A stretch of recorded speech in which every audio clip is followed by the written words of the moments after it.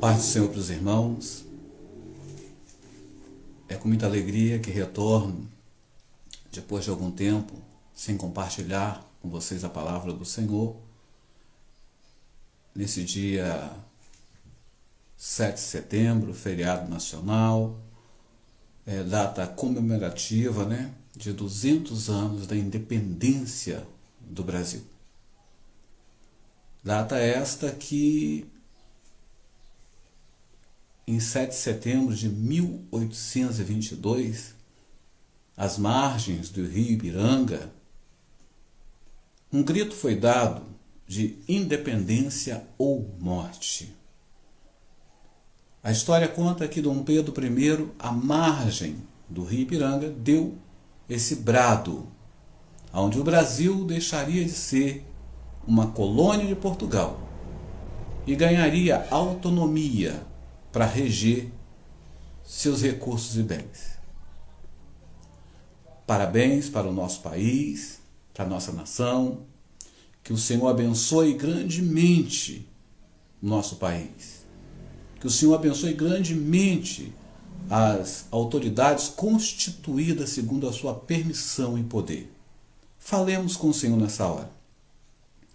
Soberano Deus, Pai, Criador dos céus e da terra, Deus santo, justo, perfeito, em cuja presença estamos glorificando, louvando e adorando na beleza da sua santidade.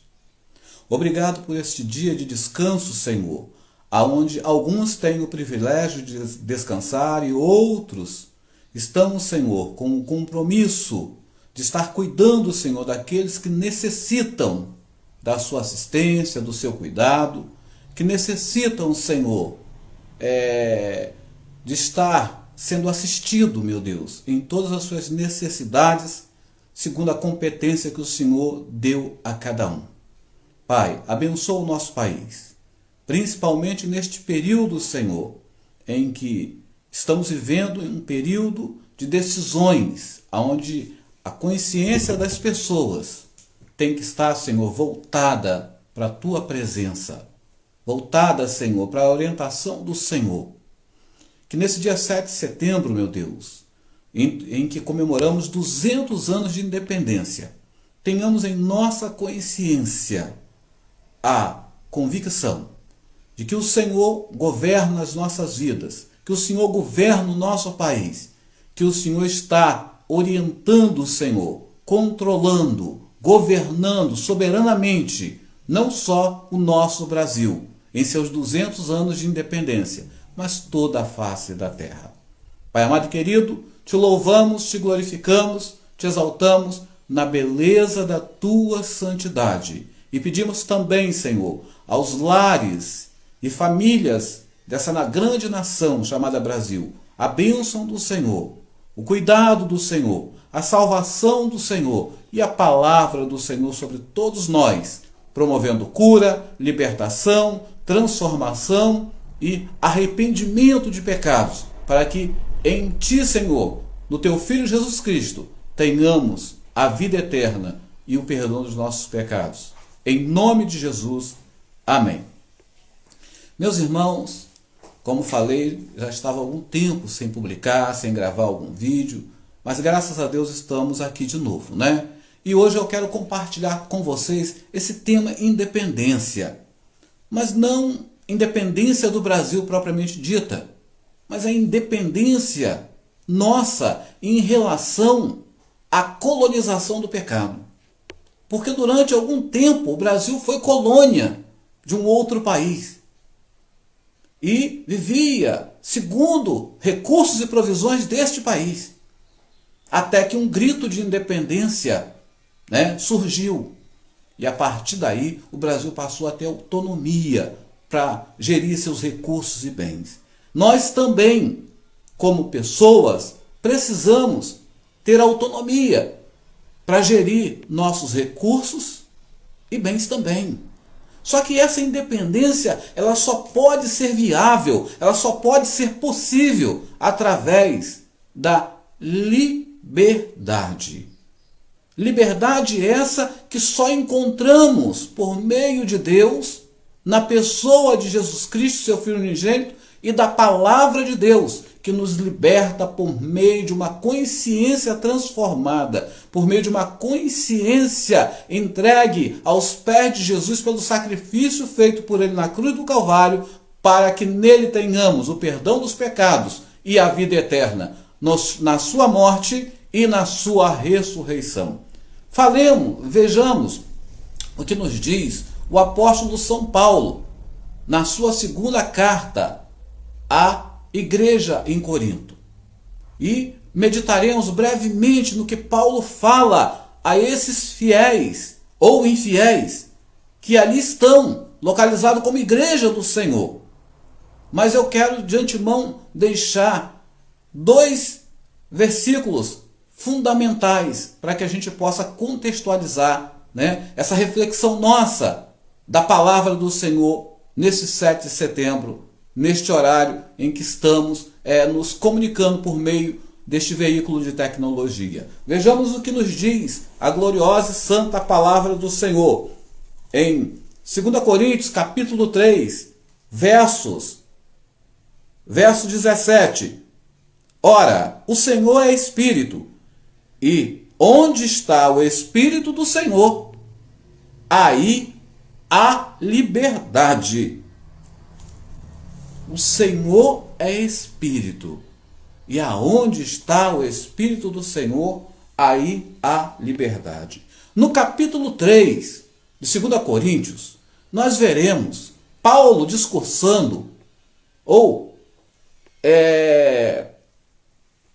levando a palavra por meio da sua carta, discursando, narrando em sua carta à igreja de Corinto a condição paralela do povo judeu naquele lugar em relação ao povo judeu no Monte Sinai, sob a liderança de Moisés, em que no primeiro pacto em que Moisés recebe no alto do Sinai a glória e a manifestação da teofania, da Shekinah de Deus lá, onde ele recebe as tábuas da lei, do mandamento.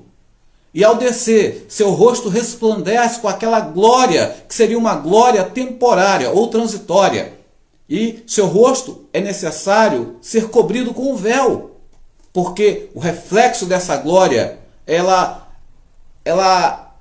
atingia, ela incomodava a consciência culpada daquele povo que vivia constantemente aprisionada na escravidão do Egito que ficara para trás, mas também da sua tendência de viver em independência do erro, independência da corrupção, independência do pecado que corrompe o homem em sua imagem e semelhança de Deus. Aleluia, louvado seja o nome de Jesus.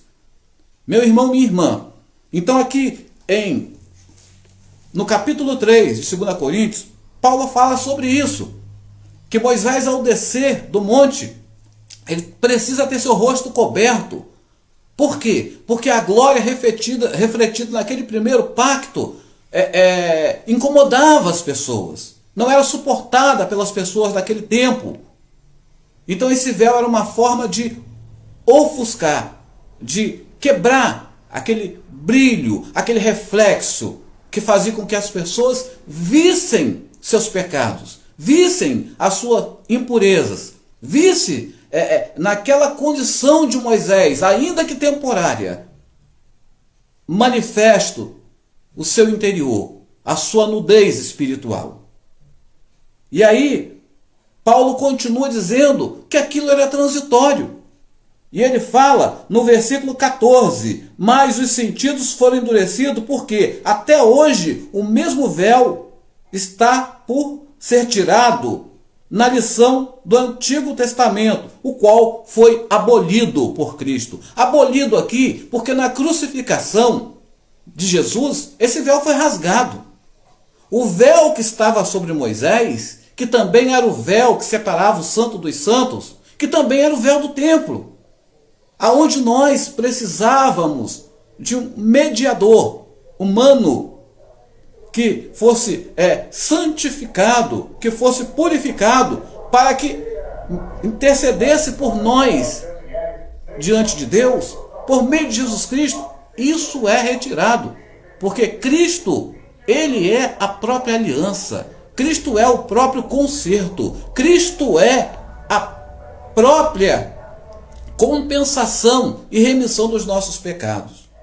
Quando ele ali na cruz, de livre vontade, se entrega, e o Pai recolhe o seu Espírito, então fenômenos sobrenaturais acontecem em volta daquele Monte Calvário. Lá no templo, o véu se rasga, e ali o nosso acesso, ele é liberado. Então nós passamos ali por meio de Cristo a ter o nosso acesso liberado à pessoa do Pai, a pessoa do Criador dos céus e da terra, em cuja presença estamos nesta hora, em cuja presença você que está aí compartilhando comigo neste momento, pode ter a tua vida transformada, pode ter a tua vida abençoada, pode ter a tua casa liberta, pode ter os seus problemas aos cuidados, aos pés do Senhor, e Ele vai mostrar que só há Deus nos céus, na terra, e não há outro que possa salvar. Caindo alguém na mão dele, ninguém tira, porque da mão de qualquer um, ele é poderoso para tirar. Eu creio nisso e você também precisa crer para o seu próprio bem, para a sua própria independência e salvação da tua alma na vida vindoura, na vida futura. E aí, Paulo continua dizendo que esse véu ele é abolido porque Cristo rasga esse véu, se colocando como mediador entre Deus e nós. O unigênito do Pai, como em João 3,16 está escrito, porque Deus nos amou com um amor tão inexplicável, que deu o seu Filho único, para que todo aquele que nele deposite sua fé e confesse os seus pecados, nele tenha o perdão dos pecados e a vida eterna, como cura da alma, como cura da consciência e também como cura física para alguns males e deficiências que esse tal possa ter, se essa for a vontade de Deus Todo-Poderoso Altíssimo, para glorificar o seu nome, para exaltar a sua palavra e o testemunho da palavra do seu poder, que é Cristo vivo, razão do nosso evangelho, razão desse evangelho que salva, liberta, cura e transforma o pecador, de pecador condenado, a livres e salvos na pessoa de Jesus Cristo, nosso Senhor e Salvador, Filho do Deus vivo. E aí continua no capítulo 4, falando sobre Jesus Cristo, o único assunto do ministério de Paulo. E o resumo desse capítulo 4 é, no versículo 14, dizendo que assim como Deus ressuscitou Jesus, também em Jesus nos ressuscitará, para que possamos em Cristo vivermos esta realidade, esta bênção, essa independência dessa natureza maculada na pessoa de Adão, maculada na condição da criação, que geme como uma mulher gestante com dores de parto, mas que ao dar à luz, a felicidade vem ao seu coração, porque o bem precioso, tão desejado, lhe é dado, e isso é graça de Deus, e isso é bênção de Deus, e isso é propósito de Deus para as nossas vidas. Louvado seja o nome de Jesus, glorificado seja o que vive para sempre em minha vida e em sua vida, e que pode fazer o milagre se você crer e entregar a sua vida nas mãos dele. E ali, Paulo continua dizendo aqui no capítulo 4, que Satanás, o Deus desse século, cega as pessoas. E ele se dirige ao povo de Corinto dizendo: olha, o Deus desse século cegou alguns, ou a muitos, para que não entendam que esse véu foi retirado. Então, não sendo retirado o véu, eles continuam precisando de um mediador que possa adentrar no Santo dos Santos para interceder por eles a Deus e possa assim receber o favor não merecido de Deus. E esse véu impede o homem de ter um relacionamento, uma comunhão com Deus, uma vida de experiência e transformação na pessoa do Espírito Santo, para que aonde o Espírito Santo estiver, aí haja liberdade, aí haja transformação, aí haja o milagre de Deus transformando e operando na sua vida. E aí Paulo continua dizendo que Satanás cega, ele não deixa que o homem veja que Jesus removeu esse véu, que na sua morte, que no seu sacrifício, isso foi retirado. E agora uma aliança nova, um novo pacto nos é oferecido. E todo aquele que consegue ter seus olhos abertos como Bartimeu, que diz para Jesus, eu quero ver. E você também deve dizer para Jesus, Senhor Jesus, eu preciso ver. Eu necessito de ver, eu quero ver, eu preciso enxergar a presença do Espírito do Senhor na minha vida, o agir do Senhor na minha vida, um milagre do Senhor na minha vida, a tua mão poderosa na minha vida, porque é assim que Deus trabalha naqueles que nele espera e confia. Hebreus 11 diz que a fé não é o fenômeno natural, visual que podemos alcançar naquilo que vemos, mas é a certeza da confiança de que receberemos aquilo que cremos, porque Deus é poderoso para dar, porque aquele que promete não é homem para mentir e nem tem a natureza humana com o pecado corrompendo para que se arrependa daquilo que decidiu e já fez. Então, Paulo, ele continua falando aqui que Satanás cega as pessoas para não entender que esse véu foi retirado. E no capítulo 5, fala sobre as aflições da vida, sobre o preço a se pagar pela independência. O preço a se pagar pela independência do nosso país, a história revela por si só. Mas o preço a ser pago pela sua independência do pecado é o sangue de Cristo derramado na cruz do Calvário. O preço a ser pago por uma vida abundante, como Cristo nos prometeu, que todo aquele que nele crê, rios de água viva fluirão de dentro de si, de dentro do seu interior, da sua consciência. O preço é o preço do sangue de Cristo, o Cordeiro de Deus que tirou o pecado do mundo e que livrou o mundo do pecado. Para aqueles que creem e recebem essa palavra com confiança. Porque ainda hoje Moisés é lido e o véu ainda está lá.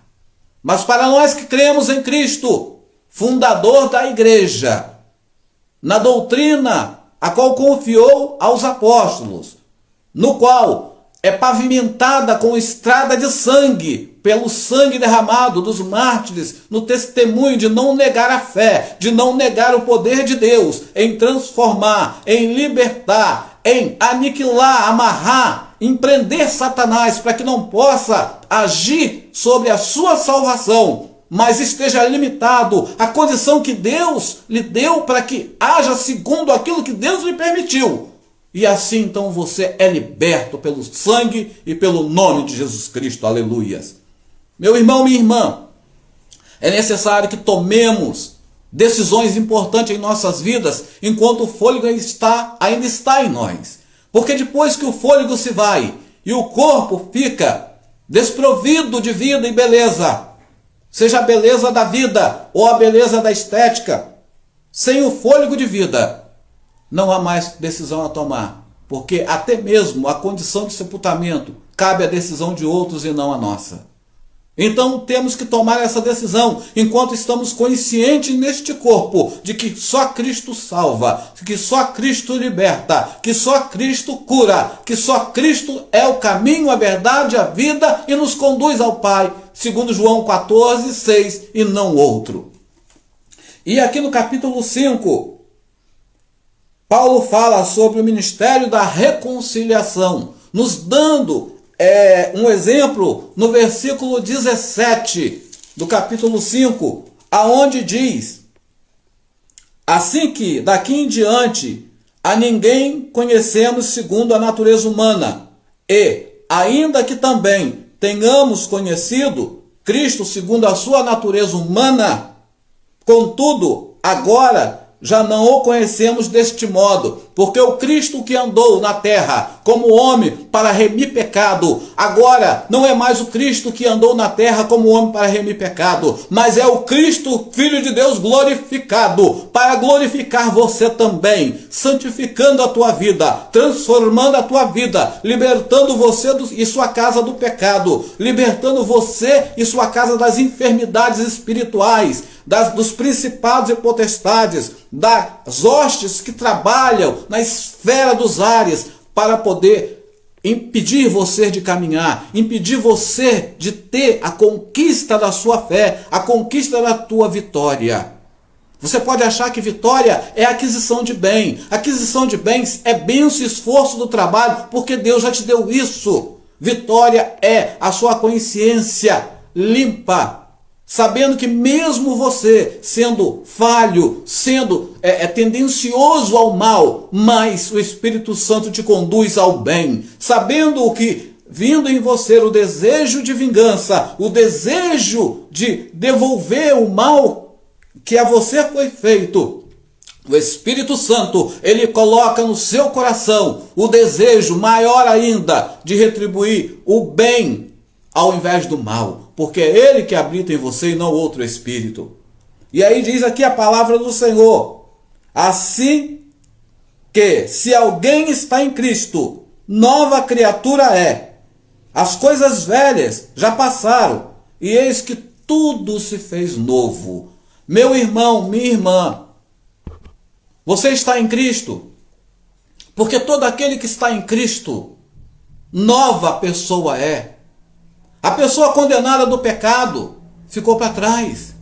A pessoa condenada pela sociedade ficou para trás. Ficou para trás. E daí se falam de você. Vou continuar falando. Falaram de Jesus. Jesus não tinha nenhum dolo, nenhuma mancha. Jesus não tinha pecado. Jesus não tinha erro. Não tinha falha. E ainda assim ousaram falar do Senhor da glória, do Senhor da vida. Por que não vão falar de mim? Por que não vão falar de você? É verdade que o testemunho que você dá influencia no comportamento da sociedade que você vive. É verdade que um erro cometido por você, ele vai ser sempre questionado enquanto você viver. E isso é o preço do seu erro. Porque Deus veio para resgatar o pecador e não resgatar o pecado, amém? O seu pecado ele vai permanecer, ele vai ficar, você vai subir, o pecado fica. Deus ama o pecador e não o pecado. A aliança é com o pecador e não com o pecado. A semente da serpente não terá comunhão com a semente da mulher. Não há harmonia entre a mesa de Deus e a mesa dos demônios. Não há harmonia entre a justiça que excede dos céus e a justiça que excede dos homens. Porque se a justiça dos homens não obedecer à justiça dos céus, essa justiça, ela é vã, ela é mentirosa e está sujeita à condenação no juízo final. Meu irmão, minha irmã, Paulo fala aqui a uma igreja em Corinto, onde a palavra Corinto e Coríntios significam corintiosomais, ou seja, os pervertidos, os devassos, aqueles que se entregam a sua natureza, ao desejo do coração para prevaricarem, para fazer tudo aquilo que vier à cabeça. Parece que isso tem uma correlação muito forte com a realidade que a gente está vivendo. Não está muito distante, não é? Não é verdade? Nós estamos vivendo numa sociedade em que tudo é permitido, onde os desejos eles têm que ser canalizados para que você possa não subtrair sofrimento, para que você possa não adquirir traumas. Você vai ficar traumatizado.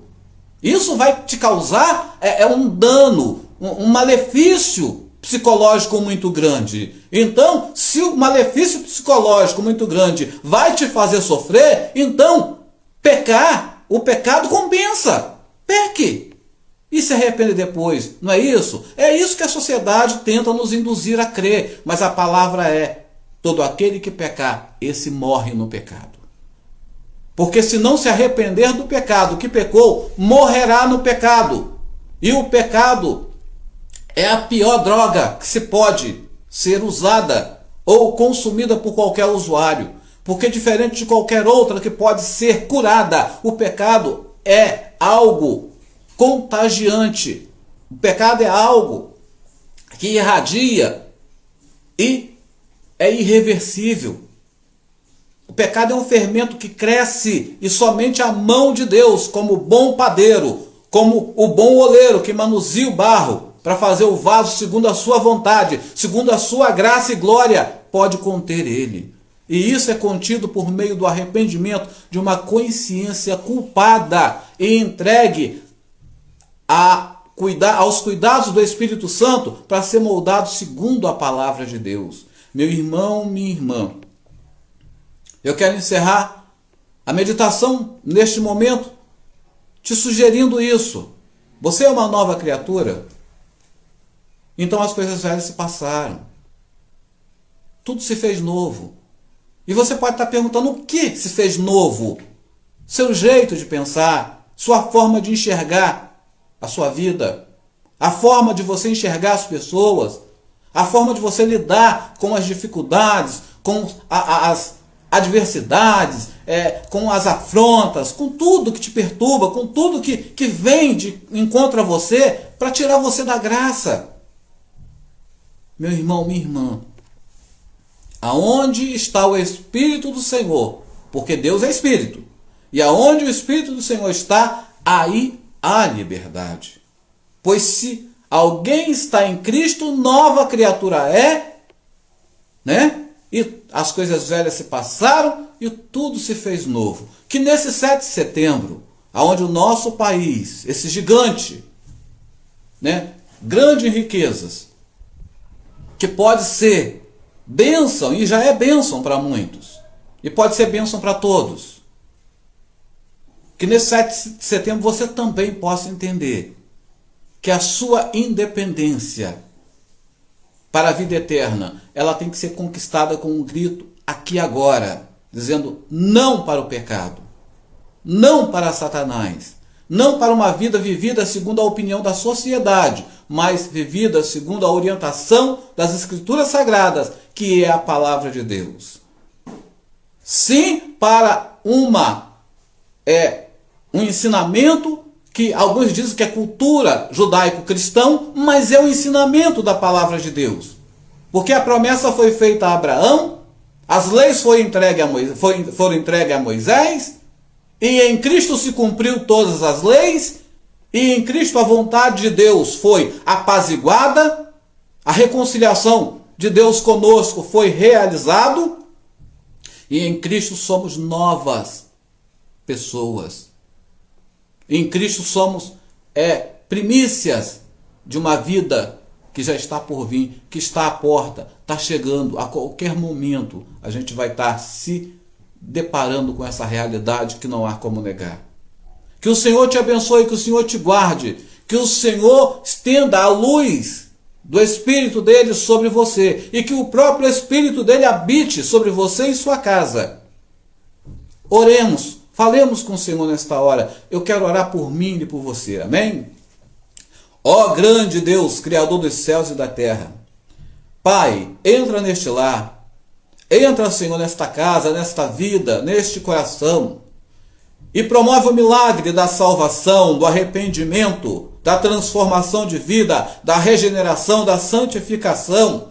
Pai querido e amado, vai jogando por terra toda a obra do inimigo, vai jogando por terra, meu Pai, tudo aquilo que não vem do teu amor, da tua graça e da tua palavra. Pai, traz à luz tudo que está no escuro, traz, Senhor, a verdade, tudo que está oculto e revela o teu amor, a tua palavra, Senhor, na vida desta pessoa. Pai querido e amado, liberta essa pessoa das garras e do poder de Satanás, que a mentira não tenha, Senhor, poder de corrente para aprisionar esta pessoa, mas que o nome, a palavra do Senhor, o sangue que o Senhor derramou na cruz do Calvário, seja, meu Pai, sobre essa pessoa para libertar, transformar, curar e batizar com o teu Espírito que transforma, que renova e que dá vida, vida em abundante e vida eterna. Pai querido, seja, meu Deus, com aqueles que se encontram nos hospitais, nos asilos, em qualquer lugar, meu Deus, de acolhimento, carecendo de cuidado, carecendo de assistência, seja com o nosso país, seja com todos os moradores da terra, e que a graça do Senhor, que o amor do Senhor esteja sempre sobre nós. Meu Deus, nos abençoa sempre, nos guarda sempre, tenha misericórdia de nós e continue, meu Deus, nos agraciando com o teu favor e com a tua tão grande misericórdia. É isso que pedimos, é isso que agradecemos, em nome de Jesus, para a glória do Pai, do Filho e do Espírito Santo, agora e sempre. Que o amor do Senhor Deus, que a graça que excede somente da pessoa de nosso Senhor e Salvador Jesus Cristo, e que a consolação e comunhão e reconciliação que há na consciência produzida pelo Espírito Santo, seja conosco agora, até que Cristo venha. Amém.